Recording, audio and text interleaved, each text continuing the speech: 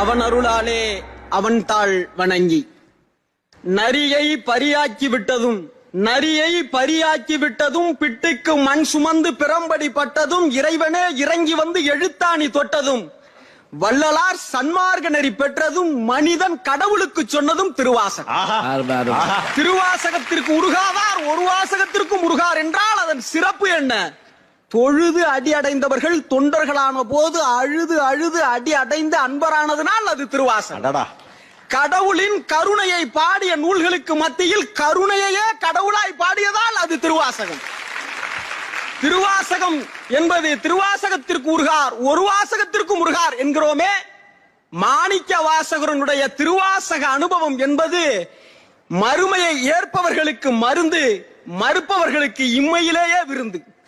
ஆண்டவன் பெயரால் உலகத்தில் பிரிவினைகள் நிகழ்கிற பொழுது